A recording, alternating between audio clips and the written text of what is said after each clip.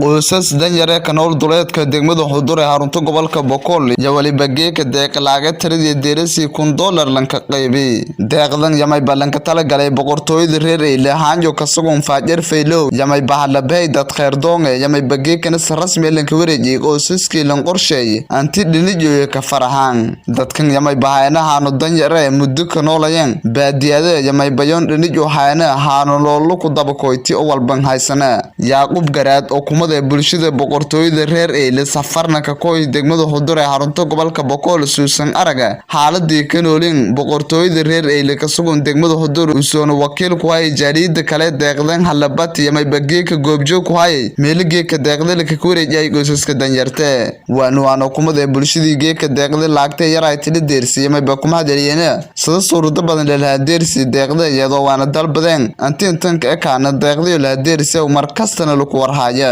Yaaqub Garaad walaa isin shaantahan deesi aragni sin kuma hasina Turkiya diibin magaala ilaahay deesi may falaadeen tiis adugu balaawata haani yaro oo walaala wiiridahan deesi ha qomna kulli dabaatan horleen ku daraha tamaan wadan heedan ku dhaafaan ma aragaaw may falaadeen tiis adugu balaawata si hasan ka dhamaata rafadeeno hanka deesi afadeeno hanka deesi laataano ya falaan ismaay wal kal umka noolin la sagaaridii dugsadaan sagaaradii waayni madan arada ba eberku batti walaalayaalkan siyaan ma wal kal mahayn ilaahay tabagalsana wal an wala isan dhiibteen aragni ni yargiin mahadsantiin may fadaane beertama qom bakaartama qom wal dharka galadaan ma qom iidu wal bismillaahi raana ma goshaatay ona yaalan galadaan mahayn wal intooy ka dar iidadka galadaan mahayn wal qaablo toosninka qalamaayo shishal goosdaan sokorto ka galadaan misgeeda ka galadaan aanada ka galadaan hilibka fadaan wal ka galadaan mahaysan ko walaalkayna la araw Yaaqub Garaad la dhaw Yaaqub Garaad haajilo dhaw ilaahay khayrsay eed horto mahaanaysan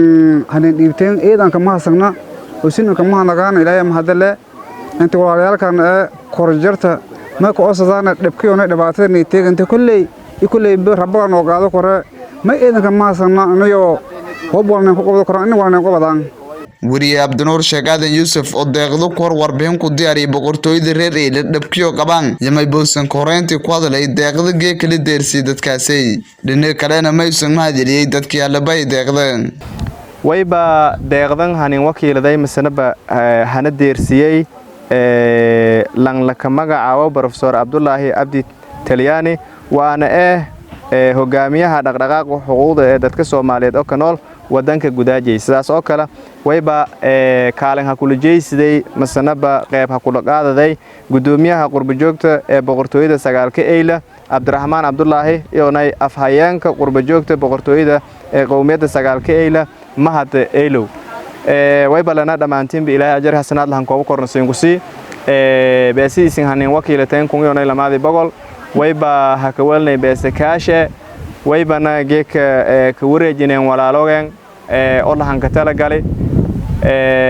tiradii markaasay geekuna kula kulungni ilaa yoonay ka dhawaan 8 qoys ya markaasay nagadan 8 qoysna lan hata geeka lagu tabi male dhamaantiyooba galanti wada deerti ma deeq oo macnaha in muddo walku antaraasa mas'uul kumootiya samee laakiin waa in lanka tala galayo bariyay maadaama iyada maalin oo markaasay ciidayada ta Idul Adha niyadata ini markaasay iyo markaasay ku qayb qaadan farxadii iyo waliba damaashaadkii iyo dhiirigelin nagata ciyaalkii lan customerkaasay dabka lan oojiyo lan hore yaleen tala galay Yaaqub Garaad oo wakiil ku deeqdan yamay badaniyo ku hadalay goobta soo tilmaamay inta markasta lagu warqabo doona boqortooyada sagaal Eile Hanjo ka sugan degmada Xudur soo tilmaamay inta marwalba san oo kala ku warqabo doona bulshada reer Faajer Faylow taasoo maalmo ka hor ana hadeeri degmada Xudur ona hadeeri inni ana aragteeda xog wareysi iyo la kulun ana la qaadada dad in badan shaashada haneen ku muuqdeen ana soo aan dhaladan boqortooyada qoomiyadda sagaalka Eile oo malaak Hussein Mad kaasoo aragteeda in badan shaashada ka muuqday wana hay wakiiladeen dad kamid aysan boqortooyada qoomiyadda sagaalka eyle ku sugan qurbaha hana social Professor Abdullahi Abdi Talyani iyo Mahad Hussein Warsame iyo Abdurrahman Abdulle hana soo haaska kaaladeen iniyo hadirsiyan walaalnasho deeq mablinka sheego koran laakiin deeqlin arane xaqul ciide si iyo maalinka yoomil faraxaga dadka wali yaragdeeda ka kala faraxan hadirsiyan $1,200 taasoo arday qaybintii geega aragdeeda aan fadheeni dhammaan may baaqan diray inta kamid aysan boqortooyada qoomiyadda sagaalka eyle dalka iyo dibadiis dadka roogan may balaha walaalnyagin faajir faylahow roogan inni aragteeda marwalba kor hasiin fiiriyayaan sidaysan haddaan xasuusteen oo kale mayba meelan mudnaan ka nagay maamulka degmada Xudur iyo wariyaasha oo aragteeda in badan juhdi hageliyeen inni iyo dadku hasaaran binaankan hadhikan haddii maamul in jira lahayna malis araga lahayna dadkuna meel fadhiismo malan soo bii lahayn taasoo aragtay sababtii in maamulkii hoob la helay ama maamulkii in soo bii meel fadhiismo wariyaashin iyo hamuujin taasan ka mahadnaqay Abdel Ibrahim telefishinka raadiyaha dowladda Koonfur Galbeed Soomaaliya degmada Xudur ee xarunta gobolka Boqol